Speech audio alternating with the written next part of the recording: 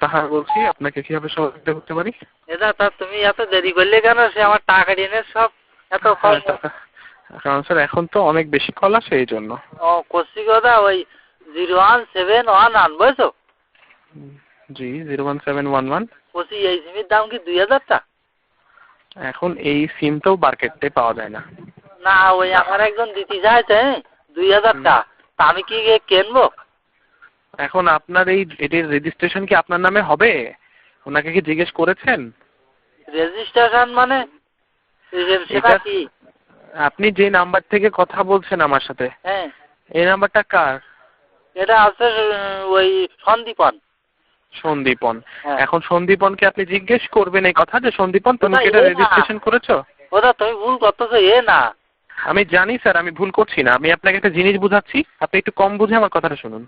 ওটা শোনো, আমি একটু কইেন বলছি কি যদি বলেন তাহলে আপনি নিজেই বলতে পারতেন স্যার। আমি একটা সিম কিনবো 01711। এখন একজন দিচ্ছে আছে তার 2000 নাম্বারটা পুরোটা বলুন। কব? পুরো নাম্বার বলুন। 01711। তারপরে 59। তারপর 2 ওই 26। কয়টা আছে? কয়টা হয়েছে আপনি নিজে জানেন না? ওটা ওই আমার এই মোবাইলই উঠতেছে তো, তা আমি আন্দাজে ওই দেখে বলুন, আমি আছি, দেখে বলুন।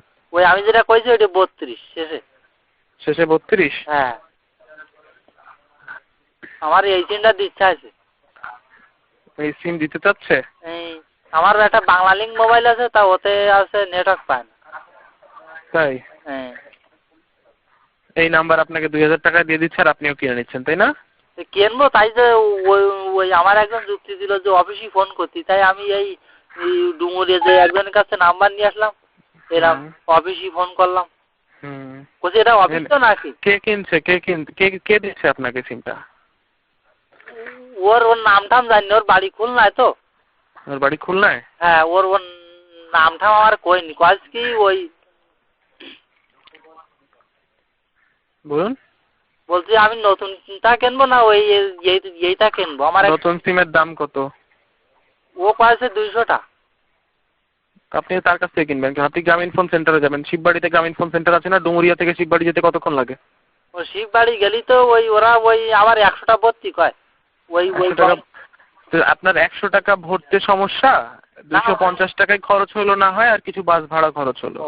এখন আপনার যেটা কথা হচ্ছে, আপনি যে নাম্বারটা আমাকে বললেন সেই নাম্বারে রেজিস্ট্রেশন করা আছে কিনা এটা কি জানেন? আপনাকে সে একদম এই যে ঠকিয়ে দিবে, 2000 টাকা দিয়ে সিম দিবে, ওই সিমে রেজিস্ট্রেশন করা নেই, নাম্বারটা বন্ধ করে রেখেছেন সরকার। আমি নেবো না, তাহলে আমি কই দেন তোমার সিম আমি নেবো না। তো ওকে পুলিশে ধরিয়ে দিন স্যার।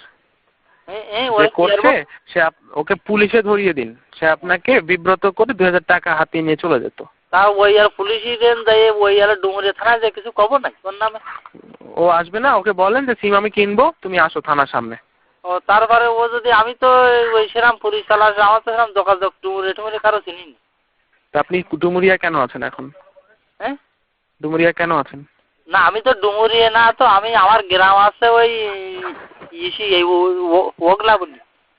বুঝতে পেরেছি, হোগলাডাঙ্গা। হ্যাঁ হোগলাডাঙ্গা আপনার গ্রাম? হ্যাঁ। তো আপনি ওখান থেকে, আমি একটা সোজা কথা বলি, আপনি সিমটা কিনেন না, ঠিক আছে? রেজিস্ট্রেশন করা নেই, ওই সিম আটকানো, সিম মোবাইলে লাগিয়ে চালু করে দেখবেন সিম চলবে না। ঠিক আছে, কল দিলে বন্ধ থাকবে। সিম কেনেন, 250 টাকা লাগবে, ছবি নিয়ে যাবেন, ভোটার আইডি কার্ড নিয়ে যাবেন। ও আমার কতিল কি? তার কথা আমি আর শুনতে চাচ্ছি না স্যার, সে আপনাকে পুরোটা ধোকা দিতে চাচ্ছে। আমি কি ধোকা কাজের কথা শুনবো?